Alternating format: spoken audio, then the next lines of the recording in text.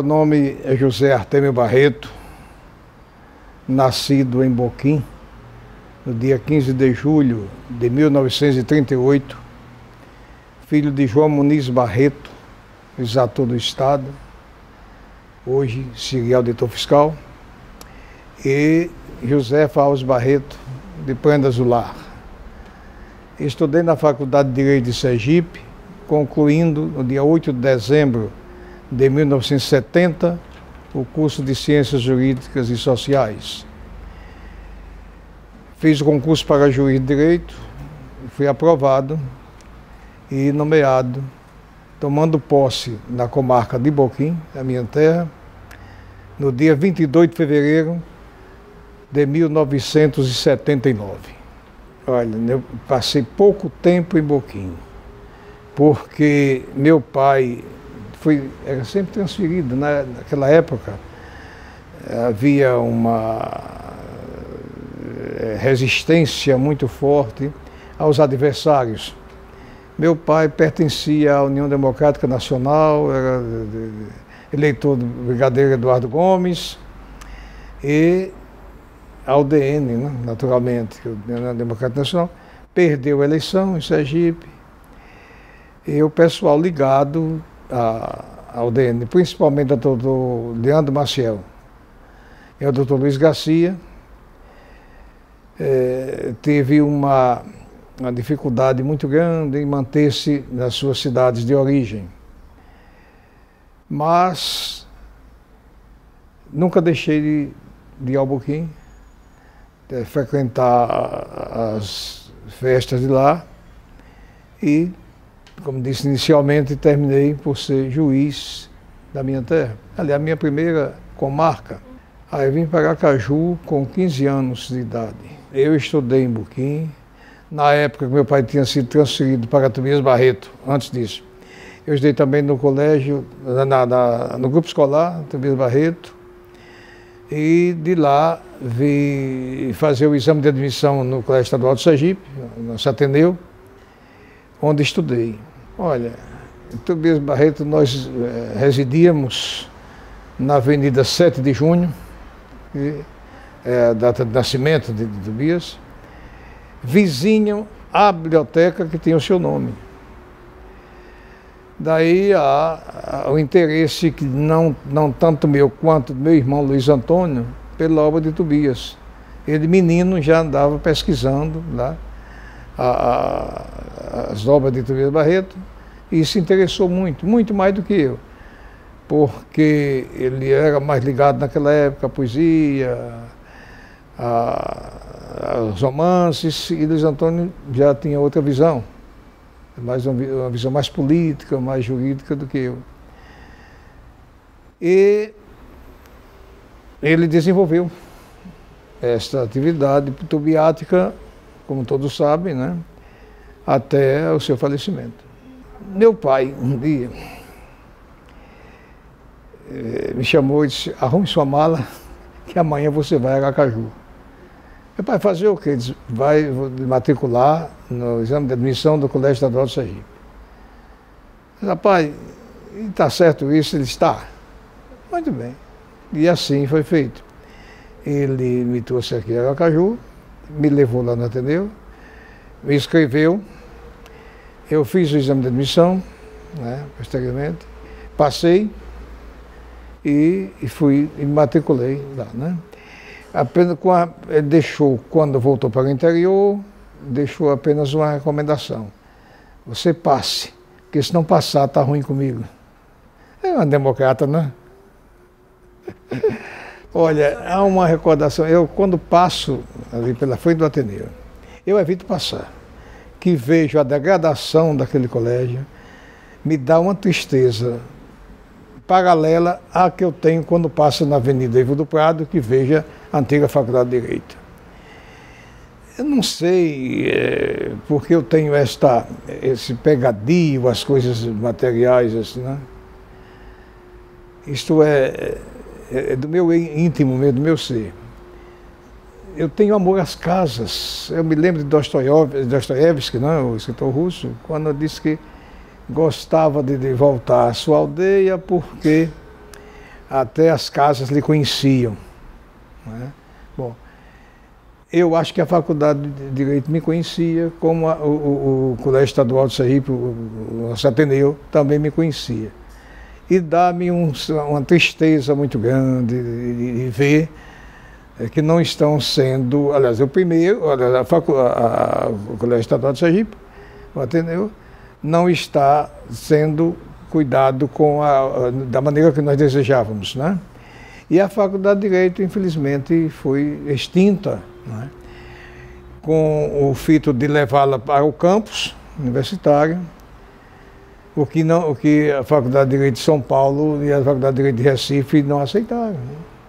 Elas duas permaneceram, uma no Lago São Francisco e outra no centro pernambucano.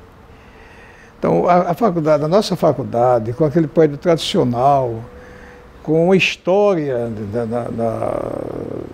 do direito sergipano, né, poderia muito bem ter permanecido lá. Mas não, transformaram alguma coisa num departamento da não sei o que pouco me interessa, né? Quando eu saí do Ateneu, eu não podia fazer direito porque eu trabalhava no IBGE. E eu não teria, aliás, antes de trabalhar na fiscalização do Estado, né? Trabalhei na Secretaria de Fazenda, né?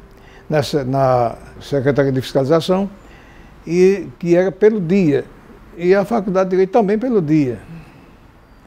Aí eu fiquei em impasse. Ou eu fazia uma coisa ou fazia outra. Como eu precisava trabalhar, aí tive que optar em fazer outra coisa. Eu fui fazer, então, contabilidade, que era à noite. Depois, quando fui nomeado, eu passei no concurso do IBGE, fui nomeado, aí resolvi fazer a Faculdade de Direito. Fui cumprir, então, mais uma ação democrática do meu pai, que ele disse, nos reuniu um dia em casa e disse, olha, vocês têm que fazer direito. Depois, então, cada um faça o que quiser. É uma beleza, né? E é por isso que todos os três fizeram direito. Só que eles não terminou. Já no 5º ano, né? Fui fazer outras coisas lá no Rio de Janeiro, sociologia e jornalismo, etc. Bom, e foi assim a minha passagem. Agora, na primeira oportunidade, isto é, quando eu fui nomeado para o IBGE, fui ao IBGE em agosto, se não me engano. Primeiro vestibular eu fiz, passei, trabalhando no IBGE, porque o IBGE entrava às 11 horas. E a faculdade ali pertinho, e encerrava às 10 para as 11. Então eu saía de lá correndo para o IBGE. Bom, fiz aquilo que eu queria, intimamente eu queria fazer. Porque eu achava bonito aquele debate jurídico, eu não perdi um júri, achava que, embora depois tivesse decepcionado com o direito penal, essas coisas que acontecem. O sonho às vezes é maior do que a realidade, né? Mas fui fazer isto porque minha intenção era ser juiz, mas era um sonho secreto, né? Só para mim mesmo, né? Eu digo, eu não passo nesse concurso, vou ficar decepcionado e vou, então, causar transtorno a todos aqueles que torcem para que eu tenha uma boa recepção no concurso. Na faculdade eu tive um tempo até de desenvolvimento político, né? Porque na faculdade, quando estava naquela época, se discutindo se seria federalizada, se seria uma fundação, se seria autarquia, etc. Então começaram as discussões aí, vem também aquele período revolucionário, que também as ideologias começaram a tomar corpo lá na faculdade. E eu cheguei ao diretório, através de uma composição, porque o meu colega, o Hélito Mangueira Marques, era da esquerda, todo mundo sabe disso, né? Um rapaz brilhante e tal. E eu, embora fosse do centro, mas era considerado pelos alguns colegas de direita. É que não me ofendia, não. Mas então nós tivemos para não haver dois candidatos, assim. Fizemos uma composição, o Hélito foi o presidente e eu o secretário-geral. Veio aquele episódio das cassação dos rapazes lá da faculdade, e foi um momento difícil para todos nós, mas eu tenho minha consciência tranquila, porque eu votei a favor deles, daqueles rapazes todos, que foi Benedito Figueiredo, João Augusto Gama, o Hélito Mangueira, o Hélito Paixão, Jacinto, todos da minha turma, e que sofreram essa pressão, e justiça se faça. O doutor Gonçalo Hollenberg Leite teve uma atitude muito firme. Eu na época, não representava os estudantes, né, como presidente do diretório, porque o Hélito tinha sido afastado, né? E o reitor, que era o doutor João Cardoso Nascimento Júnior, queria que eu assumisse a presidência. Eu hesitei ainda, mas ele foi muito correto e disse: olha, filho, a expressão dela é: meu filho, eu entendo sua posição, mas não se preocupe, você não vai se decepcionar, nós não vamos entregar ninguém. E realmente não entregou. O doutor Gonçalo leu o ofício que tinha vindo da 6ª Região Militar, aí colocou em votação e nós então votamos para que mantivessem. E outra coisa, o doutor Gonçalo teve uma outra atitude inteligente, que foi, então, ao invés de afastar, caçar os direitos políticos estudantis. Quer dizer, foi uma inovação muito grande nisso aí, nunca se tinha ouvido falar de direitos políticos estudantis. E assim eles foram afastados da lide política, mas permaneceram todos na faculdade, graças a Deus. Todos se formaram, todos venceram na vida, estão aí, né? E isso foi muito bom. Nós tínhamos aqui o professor Gonçalo, o professor Alencar veio depois, processo penal. O doutor Valdemar Fortuna de Castro também foi um grande mestre, né? O Naldo Santafou Cardoso, o embargador Naldo Cardoso, ele escreveu um livro sobre dogmático do direito penal. Todos nós tivemos que ler esse livro, era uma maneira de aprender direito, né? José da Silva Ribeiro Filho, Zé Bonifácio Fortes Neto, e outros, mas que a gente não me recordo assim. Gilsaga Fernando Leal, né, que foi no lugar do doutor Valdemar Fortuna, que doutor Arthur Oscar de Oliveira Deda, direito civil, doutor Belmiro da Silva, embargador Belmiro Góes, também direito civil. Só que assim, havia uma coisa: quem começava o primeiro ano de direito civil ia até o 5º, então o mesmo professor. Como houve uma mudança muito grande na área de civil, nós tivemos, em vez de um só acompanhando, né, tivemos direito civil e processo civil, nós tivemos vários professores. Doutor Paulo Almeida Machado, outro grande mestre, e por aí afora, né? Nada a reclamar. E em medicina legal tivemos talvez um dos melhores que nós conhecemos, que é o professor Garcia Moreno. João Batista Pérez Garcia Moreno era um homem que ele conhecia medicina legal com a palma da mão. Eu quero fazer uma ressalva aí. É que foi em 79, porque o concurso foi realizado em 78. Então, esse período daí, eu continuei no IBGE, montei o escritório de advocacia, mas mais por diletantismo do que por profissionalismo, porque eu não tinha tempo de dar assistência. Mas fazia advocacia, assim. Fazia advocacia, tanto na área penal como defensor nativo, no juiz, poucos advogados e tal, e os juízes às vezes nomeavam, eu conhecia muitos juízes, também nomeava, pedia para fazer julgo, eu fazia, e no concurso fiz até uma boa figura, acredito. Era um trauma para o juiz que chegava sem conhecer as pessoas, né? Sem saber aonde pousar. Ou fazia audiência na prefeitura, ou fazia num dos cartórios. Os cartórios todos ligados a facções políticas. todos eles, não tinha escolha. Eu encontrei esse quadro lá. Mas o que eu fiz? Primeiro, fui a morar em casa particular e agora fiquei preocupado com a moradia da justiça. E agora, como é que eu faço? Então comecei a procurar um local para não despachar na prefeitura, porque despachar na prefeitura era no salão grande assim, né?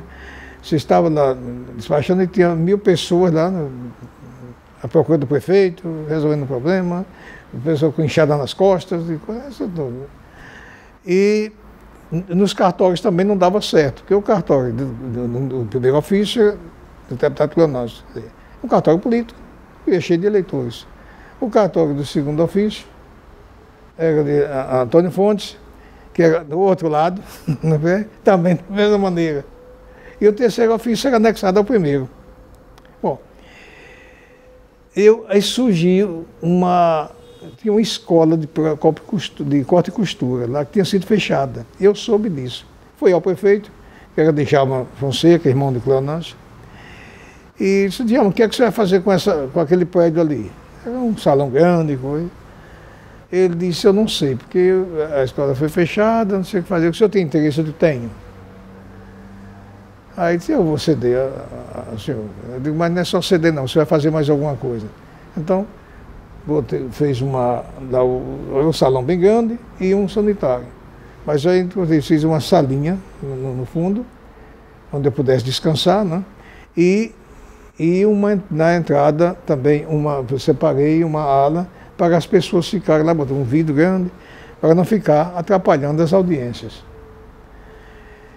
Não tinha uma cadeira. O tribunal tinha seguido, né, da Praça Olímpico Campos para a Praça Francisco Cardoso, e eu fui ao desembargador Deda, que era o presidente, e pedi a ele os móveis.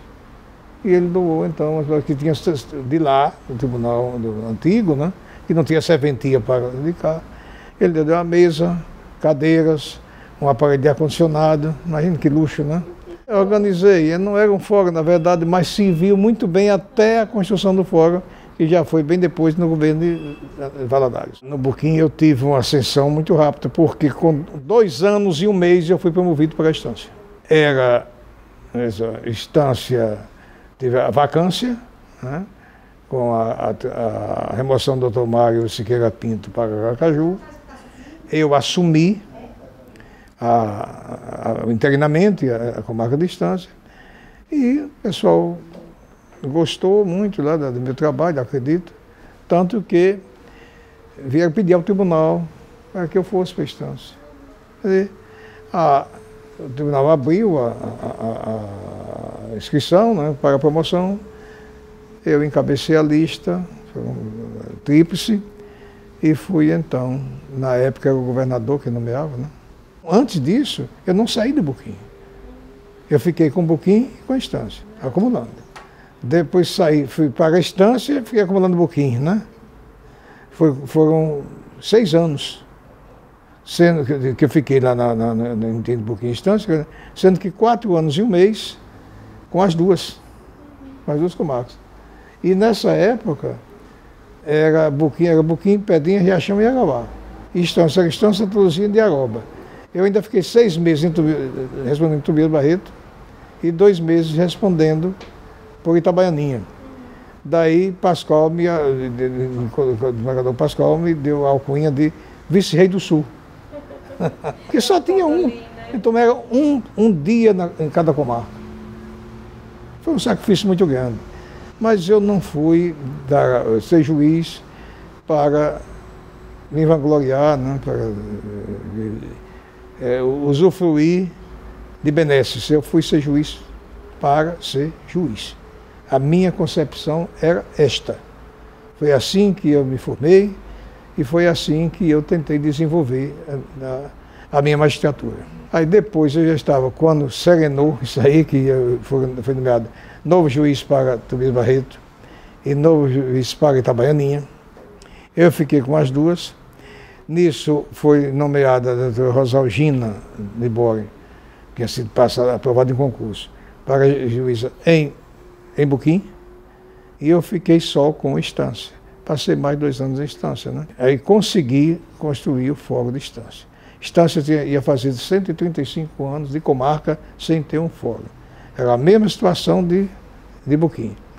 Mas o presidente do tribunal, Luiz Abel Leite, desembargador Luiz Abel Leite, era muito sensível a esse tipo de coisa. Eu vim conversar com ele, expliquei a situação, e ele disse: olha, é o seguinte,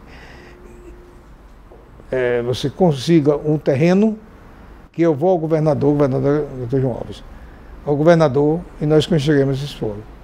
Então eu fui ao prefeito, aliás, foi o prefeito, aos candidatos, ao prefeito, eram 3 candidatos, e pedi a eles, solenemente, numa audiência lá do público, e quem ganhasse a eleição, doasse o terreno para que a instância pudesse ter o fórum.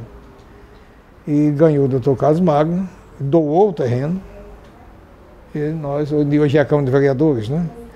E nós tivemos um fórum muito bonito, inauguramos esse fórum lá, que foi uma festa muito grande, muito bonita, porque o pessoal deveria ser uma comarca com 135 anos, sem ter um fórum, isso é um absurdo. Era o juiz de lá, exatamente, com todas as honras. E não saí de lá por gosto. Eu saí de lá por uma circunstância diferente. Eu estava um dia fazendo audiência, quando chega lá a diretoria do tribunal. Era presidente do desembargador Luiz Carlos Van de Alencar, que depois ministro, né? Vice-presidente era o desembargador Zé Nolasco de Carvalho, e o corregedor, o desembargador Luiz de Abreu Lima. E eu fiquei surpreso quando, de repente, a porta foi bem organizada, a cena da audiência muito boa. Então. Quando adentraram, assim, eu fiquei também surpreso, digo, a diretoria do tribunal, e o que aconteceu de grave aqui?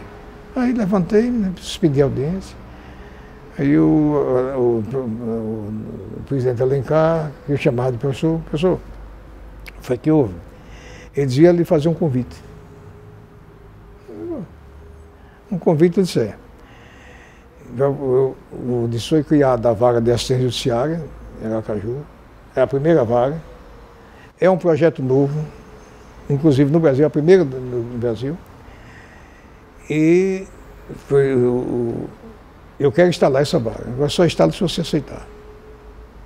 Eu ainda brinquei com ele, digo, eu nunca vi dizer que a diretoria do tribunal viesse convidar um juiz do interior para ir para a capital, sempre ao contrário, né? O juiz vai para lá pedir. Eu pensei, depois eu lhe digo. Realmente, eu não tive saída, porque vem no Nolasco, para você dizer, eu tinha intimidade com ele, com o Nolasco, eu estou bem aqui, rapaz, aqui eu sou bem tratado, não disse eu sei isso, mas é a capital, não sei o quê. Então, eu terminei aceitando e vim instalar a primeira vaga, onde passei quase 15 anos, de assistência judiciária. Já era ali, na época era uma só, hoje tem uma opção lá, né?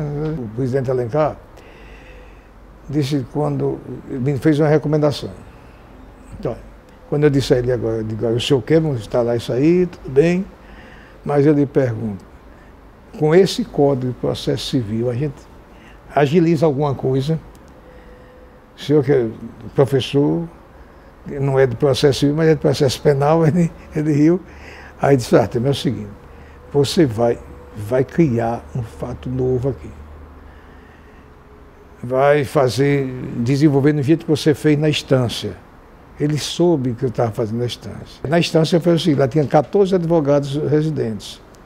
Então eu peguei um livro de distribuição paralela à distribuição oficial, e toda pessoa que chegava lá carente, que não podia pagar advogado, eu nomeava um. E aí todo mundo queria ir para lá. O pessoal vinha mudar até de endereço para ir para lá, na instância, porque era recebido e tal. E outra coisa mais, eu tenho que fazer aqui a referência a uma pessoa. E todos os advogados que estavam, todos eles, não tem restrição nenhuma. Mas tem um que eu tenho a obrigação moral de fazer esse registro. João Batista Rodrigues dos Santos. Este rapaz, se eu mandasse 100 pessoas, ele atendia todas 100. Era político, foi candidato a prefeito 2 vezes, ganhou a eleição e perdeu, porque perdia na legenda, né? Ele tinha mais votos que qualquer um, né? Mas não ganhava a eleição por causa da legenda, que contava, a legenda eram 3, né? Geralmente botavam 3 candidatos, somavam os 3. A quem precisasse, sem nenhuma restrição, fosse a quem fosse. Vim para aqui, para Aracaju, trouxe esse modelito, né? E então comecei a elencar, faça. Eu digo, e o pessoal reclamar? Eles, não, quem quiser que estiver aí resignado, apele, vem ao tribunal, mas faça a sua parte. Aí eu comecei a fazer formulários para agilizar a coisa e a vaga começou a funcionar. Lá tinha casamento, nascimento e óbito registrados gratuitamente. Tinha defensores públicos, a Defensoria Pública foi regularizada, regulamentada em função das vagas de assistência judiciária, principalmente a primeira vaga, que a segunda foi instalada há muito tempo depois. Foi eu que instalei também, mas passei para outra. A terceira também passei para outra.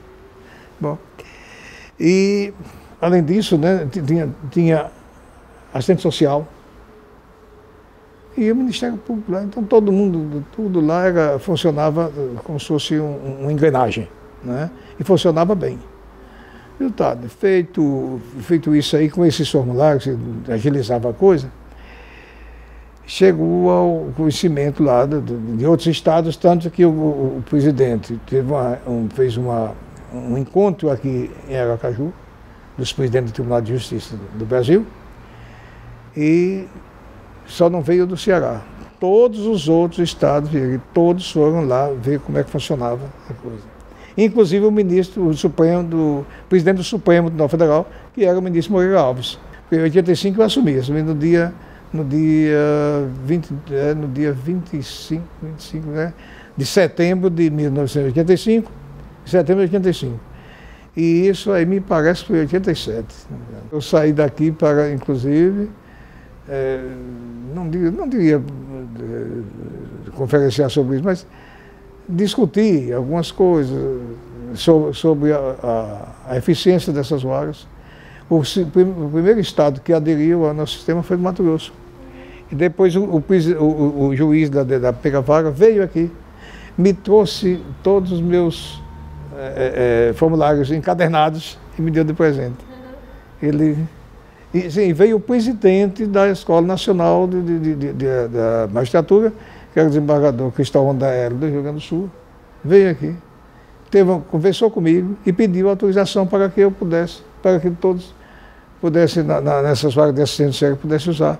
Eu digo, pode usar à vontade, não tem problema nenhum. Todo aquele pessoal dali tem sido muito generoso comigo. Quando se encontra comigo, parece que eu fiz algum favor. Eu não fiz favor a ninguém. Eu estava ganhando meus estipêndios para prestar um serviço. E prestei o serviço das minhas possibilidades, né?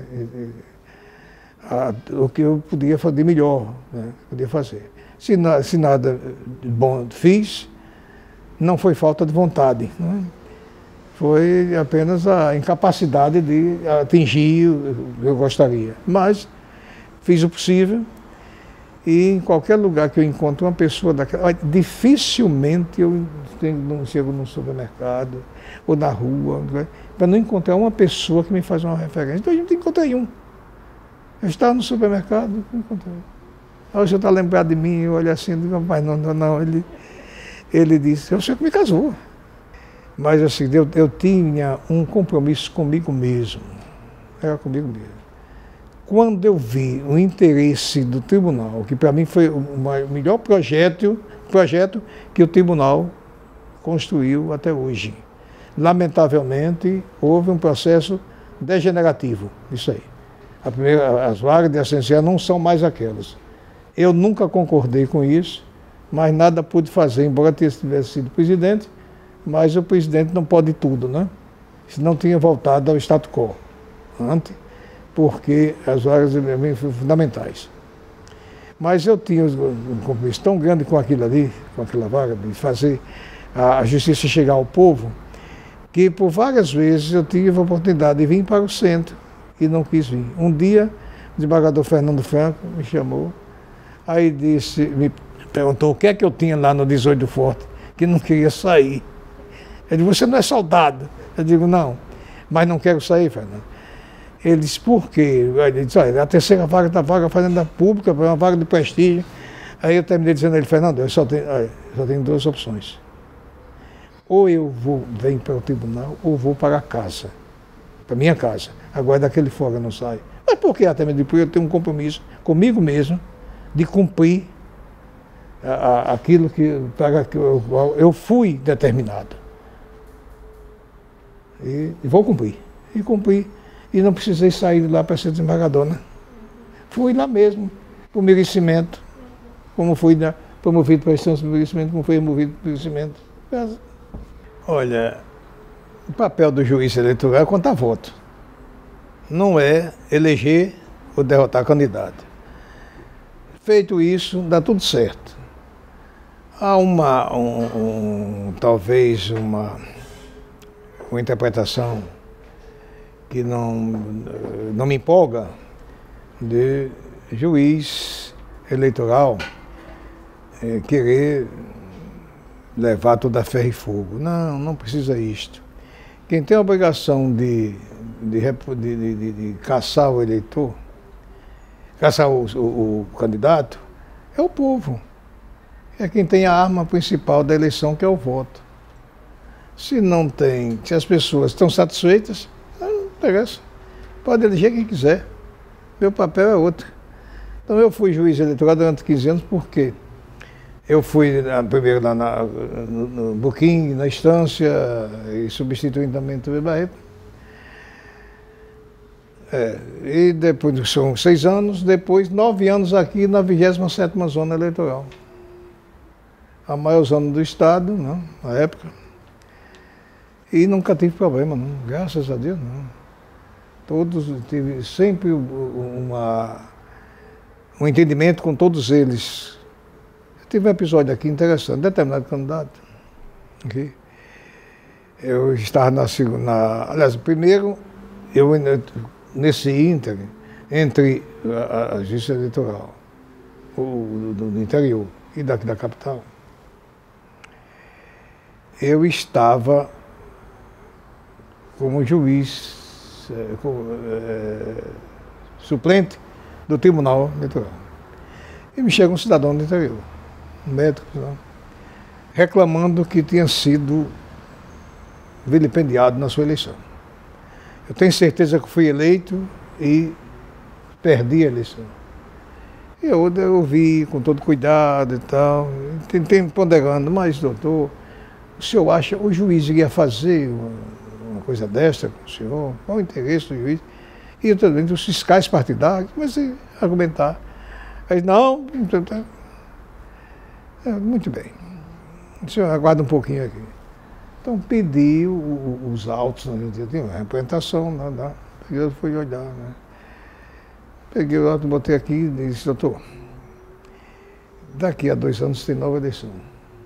O senhor, quando se candidate, pode ser que o senhor seja eleito. Né? Porque você sabe por que o senhor perdeu? Eu disse, não, senhor, porque teve menos votos que o que ganhou.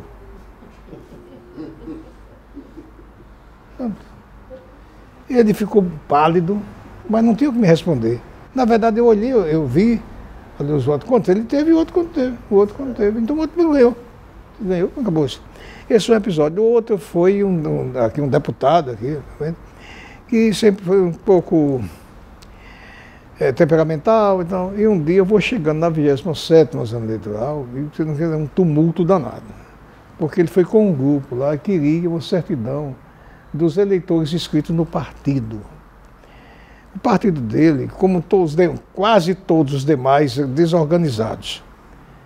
E antigamente nós tínhamos aqui, os partidos eram obrigados no mês de maio e outubro a mandar a relação de todos os inscritos naquele partido, para que o tribunal pudesse, a justiça eleitoral, aliás, pudesse verificar a filiação, etc.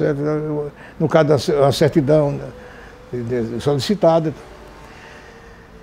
Só que depois mudou a lei e eles apenas tinham a obrigação de mandar ao tribunal uma cópia dos eleitores inscritos para efeito de arquivamento. Bom, certo. Ele queria, então, que desse uma certidão de todos os eleitores inscritos. E como a lei não tinha desobrigado o tribunal disso aí, a Justiça Eleitoral disso aí, a minha secretária negou. Olha, por coincidência eu ia chegando na hora. Estava um tumulto danado dele, mais uns 20 ou 30 correligionários fazendo discurso na porta. Então foi a ele, onde eu seu fulano de tal, o senhor, foi que aconteceu de grave aqui. Aí ele soltou umas 3 ou 4 pestes, né? E eu digo, olha, não vamos discutir isso aqui não, venha cá comigo.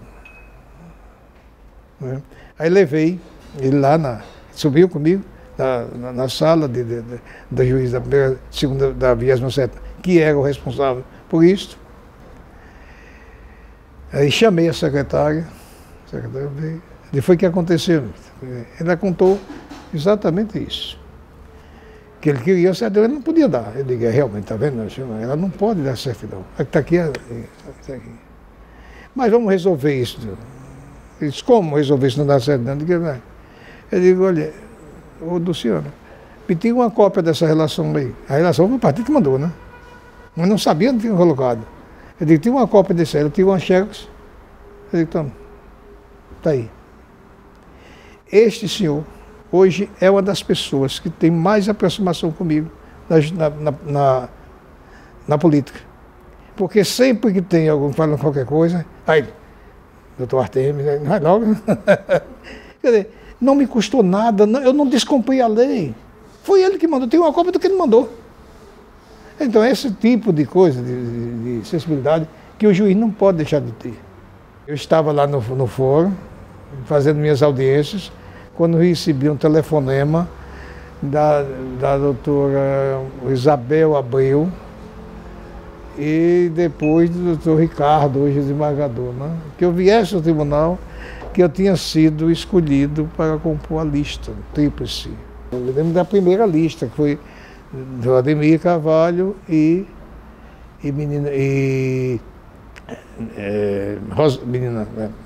Madeleine Gouveia. Mas na segunda, eu não me recordo bem quem foi que compôs a lista. Foi 2 colegas ilustres, não tenho a menor dúvida. Só que a minha resposta foi o seguinte, eu digo, olha, quando Isabel falou, Isabel, muito obrigado, mas eu não posso sair daqui agora, não estou na audiência aqui de investigação de paternidade e tal. Depois Ricardo vai me telefone. Eu digo, Ricardo, olha, o tribunal é quem vai julgar. Se o tribunal me quiser, vai votar em mim. Se não quiser, não vai votar. Então, adianta eu ir aí fazer alguma coisa. Então, eu fiquei, quando eu depois recebi o telefonema de Gilson Góes, que era o presidente. Aí disse, Artemis, vem cá, você foi escolhido. Eu escolhi para quê? Depois fiquei com ele. Ele tem a lista tríplice. E eu já lhe nomeei, já lhe promovi. Aí eu fui, quando chega lá, eu digo, olha, eu estou fazendo audiência, quando eu terminar, da noite, ele diz, ele espera até às 7 horas, eu digo, me espera que eu chego. Quando foi, deu umas 6h30 mais ou menos, cheguei lá, ele estava no gabinete, me esperando com o ato, né, e uma cópia dentro do envelope. Pegou, me entregou, entrega a sua mãe. Assumi, que é 11 de setembro, no aniversário das Torres Gêmeas, né? Mas tinha que acontecer, né? Aí aconteceu. Olha, eu entrei em setembro, em dezembro eu fui eleito vice-presidente. Contra a minha vontade, inclusive eu pedi para não ser, porque eu vinha, além de 15 anos, numa vaga que não tinha nada a ver com o processo de recursos do tribunal, né? Uma vaga diferente, né? Mas me prometeram e não cumpriram.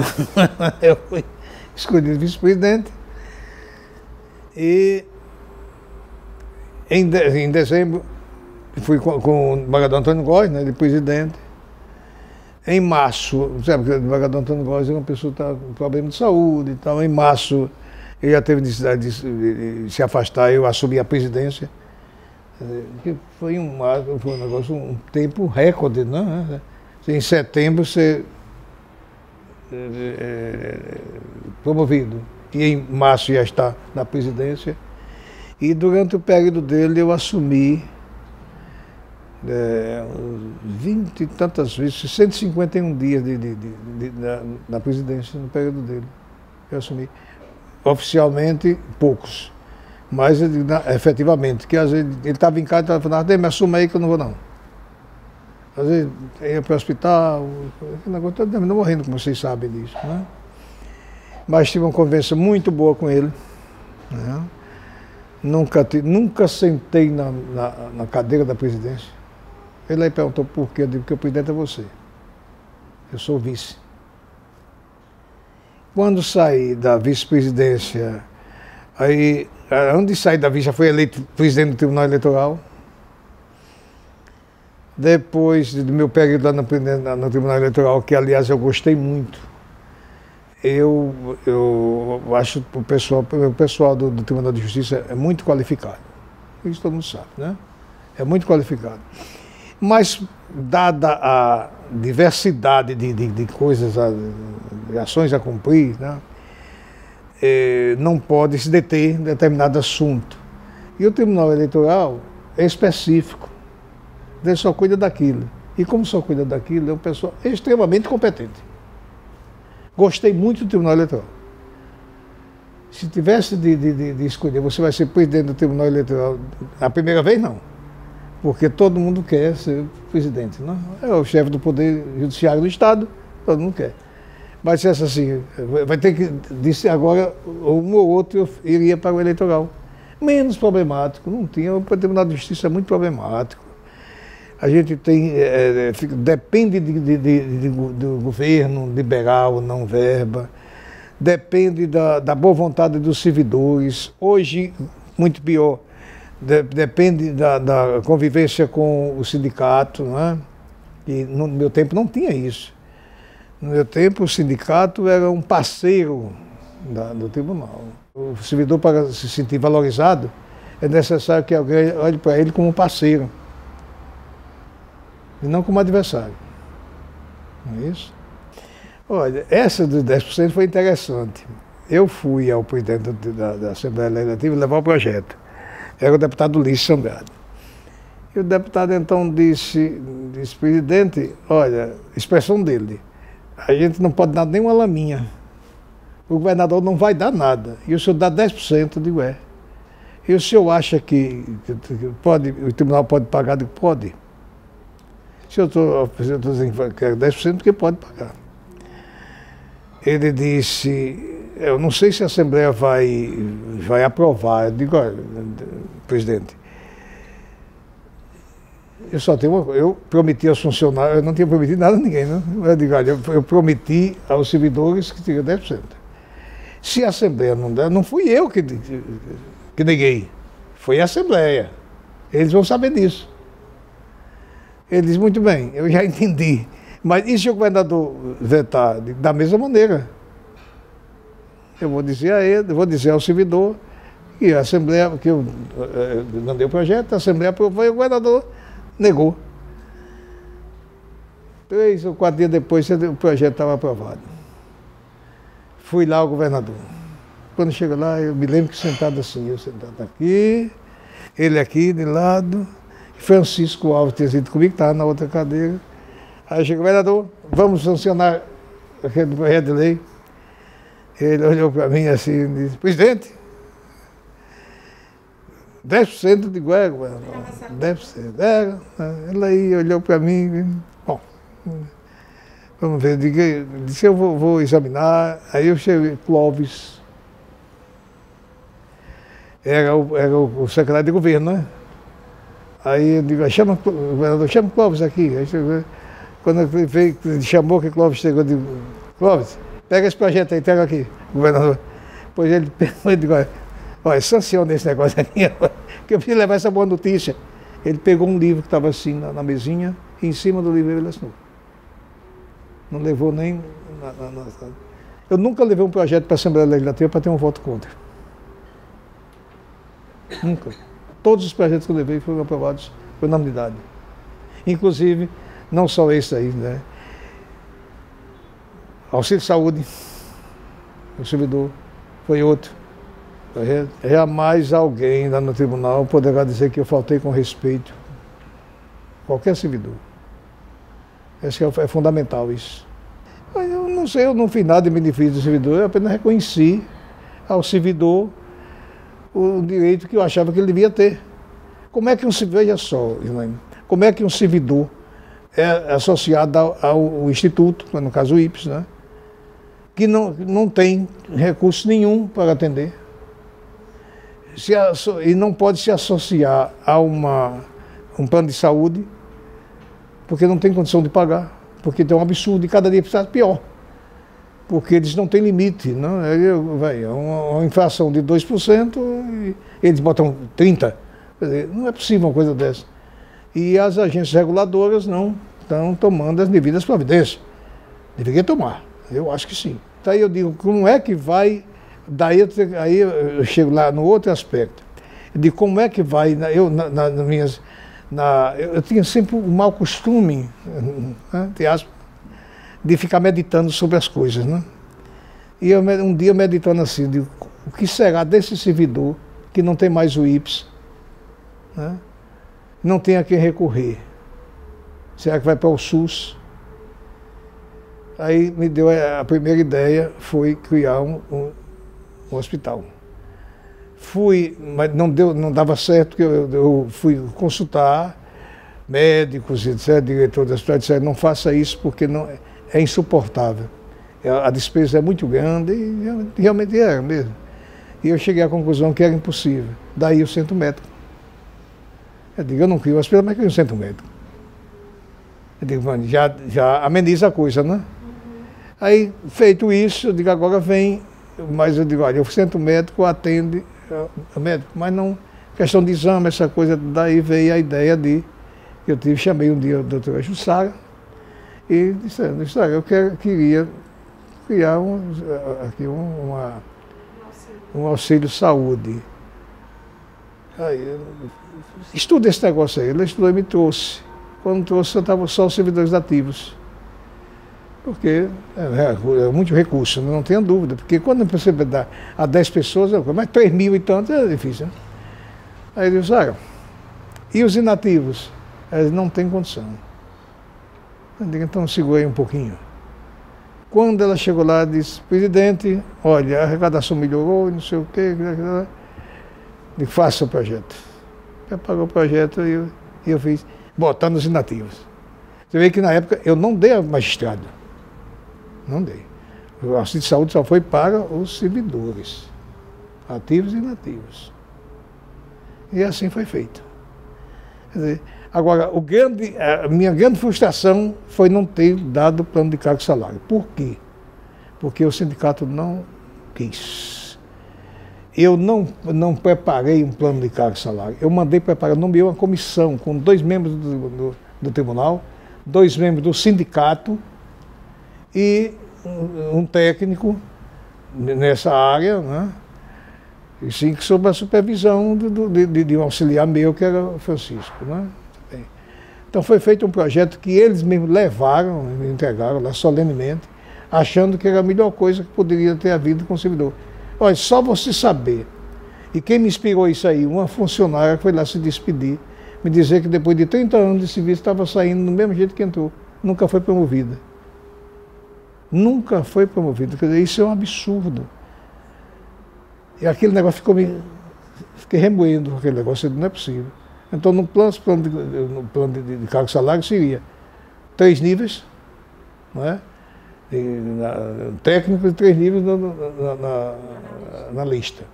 Sendo que a última letra do técnico coincidiria com a inicial do analista. Esse é o primeiro ponto. Segundo ponto, a cada 2 anos mudava a letra automaticamente. Não está a favor de ninguém. Isso aí foi feito. E, lamentavelmente, o sindicato não quis. Minha preocupação sempre foi o servidor. Isso é inegável, né? Não tem, aqui não é botar fogo na minha sardinha. É uma realidade que todo mundo viu, né? E a segunda, e com relação à transparência, aí, na minha gestão, todo mundo, as portas eram abertas. Ou alguém acha que não, né? Sempre lá foi o acesso irrestrito, porque eu acreditei nisso. Quem criou fui eu. Esse lema. Não foi, não posso culpar ninguém. Não foi eu o autor. E eu acredito que tenha cumprido eu cumpri rigorosamente. Eu tinha tanta confiança que você vê que ele veio na minha casa me convidar para assumir o governo. Muito bom, ele me deu toda a liberdade possível. Eu assumi fazendo convênio em Itabaiana, um conjunto residencial para esgotamento sanitário, esse negócio todo. Na minha terra, lá no Burquim, fui levar dinheiro para, na época, 2 milhões, para a reforma do hospital que estava lá precisando da reforma. Em Estância, recebi um terreno lá da prefeitura, uma doação para o Estado. E o Estado, então, fez essa transferência para se instalar aquela CAL, né? Né? Já é mais uma indústria. Várias coisas aí que eu pude fazer, dentro do meu período eu fiz. E vários projetos de lei eu sancionei, porque quando ele disse isso, eu digo, olha, eu agradeço muito a confiança, agora quero dizer uma coisa, eu não assumo para tapar buraco.